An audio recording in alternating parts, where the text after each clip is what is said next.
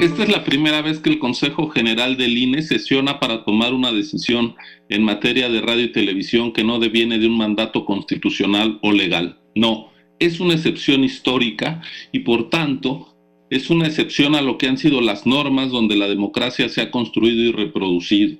Hoy el INE sesiona para afectar la presencia del instituto y de todos los partidos en radio y televisión por un decreto presidencial. Así de anormal, de atípico e incluso de grave es el momento en el que estamos. Conviene subrayar, el acceso a la radio y la televisión ha sido y sigue siendo uno de los asuntos nodales de la vida democrática. No bastó en nuestro país con primero tener un padrón electoral confiable y después en ir perfeccionando los procedimientos que aseguraran la emisión del voto libre. Fue necesario avanzar en el tema de las condiciones de la competencia, de la equidad. Desde los inicios de la transición a la democracia, desde que en 1977 se reconoció a los partidos constitucionalmente como entidades de interés público, se aseguró su acceso permanente a los medios electrónicos. Después, en 1996, se dispuso, además del financiamiento público predominante, que solo los partidos podrían hacer uso de la radio y televisión con fines proselitistas. Y en 2007, después de la conflictiva elección de 2006, donde quedó demostrada la inequidad en el acceso a través de la compra de espacios publicitarios, todos los partidos pactaron en el texto constitucional el modelo de comunicación política vigente. Así que no fue un capricho ni una ocurrencia. La reforma constitucional de 2007 fue el pacto político que corrigió los agravios de la elección de 2006, fue el gran acuerdo para evitar la injerencia de los poderes fácticos en las campañas, fue el acuerdo de la equidad en el acceso a radio y televisión. Se trató de un avance histórico, después cabe recordarlo, de algunos retrocesos previos. En 2002 el presidente Fox, queriéndose congraciar con los grandes consorcios mediáticos, emitió un decreto similar al que ahora comentamos, por el que se reducía la presencia del Estado en los medios y se reducían las obligaciones de los concesionarios.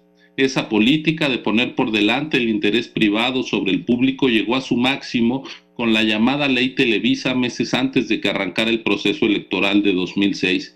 Fue la Suprema Corte de Justicia de la Nación la que declaró inconstitucional esa ley que muchos criticamos, incluso algunos de quienes hoy gobiernan, pues expandía los monopolios privados. En un impulso de libertad del poder público frente al privado se dio la reforma constitucional de 2007. Tuvo, se supo bien en el IFE, resistencias, pero la autoridad electoral persistió y hoy lo que tenemos es un amplio cumplimiento de la pauta por prácticamente la unanimidad de los concesionarios, lo cual debe reconocérseles.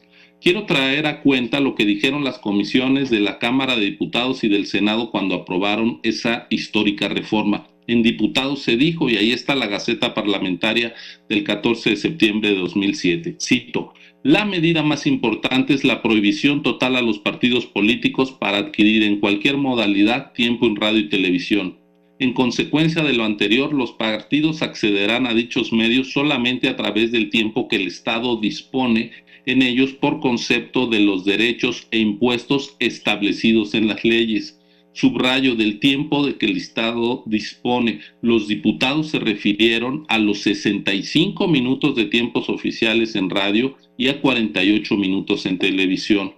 Lo mismo hicieron los senadores. En su dictamen señalaron, cito: se trata de un cambio de uso del tiempo del que ya dispone el Estado, no de la imposición del pago de derechos o impuestos adicionales a los ya existentes por los concesionarios de esos medios de comunicación. Fin de la cita. Es decir, no se crearon ni se redujeron obligaciones para los concesionarios, pero se fijaron las ya existentes para ser utilizadas en un 12% por el INE y los partidos de forma permanente y fuera de los procesos electorales.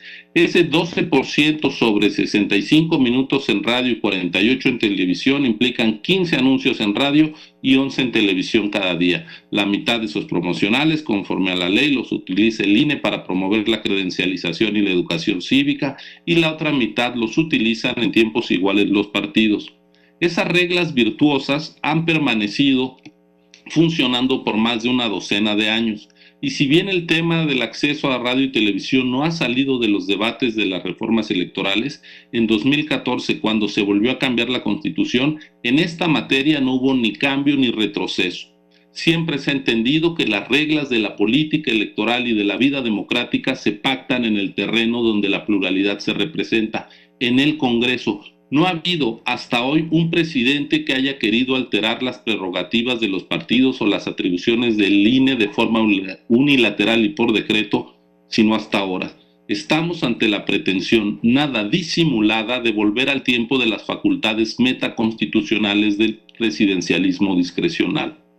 El decreto presidencial implica para el INE y los partidos 20% menos de tiempo y 18% menos en televisión. Quien diga que no hay afectación, no sabe siquiera sumar y restar, o prefiere pasar por ignorante antes que decir la verdad.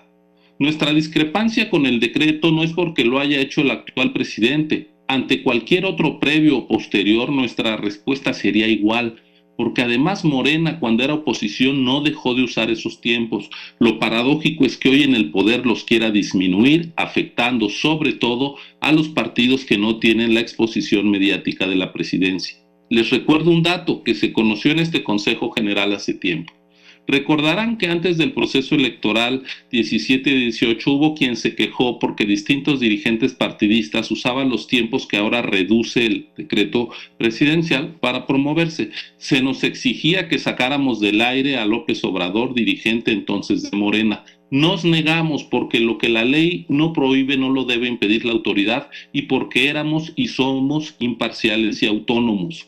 Pues bien, el tribunal nos mandató a hacer un estudio y se demostró que entre 2015 y 2017, de 2.781.000 impactos de anuncios de Morena a través de la pauta del INE, en 2.305.000, el 83% apareció López Obrador. Sí, el actual presidente, siendo opositor, se benefició de 2.3 millones de anuncios, de esos que hoy disminuye. Estamos ante un franco ejemplo de incongruencia democrática. Hay otro problema con el decreto. Desde hoy, 15 de mayo, el Ejecutivo no dispondrá de tiempos fiscales para difundir anuncios de sana distancia, de protección de la salud, de protección civil o educación. ¿Qué hará? ¿Pagará?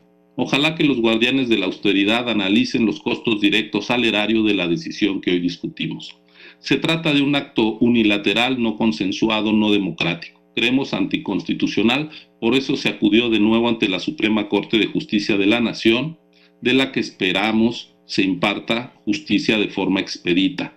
Y esa cautela porque la negativa del ministro Prado Rebolledo puede ser aún controvertida por el INE. Entonces no es un acto definitivo, como bien saben los abogados. Gracias.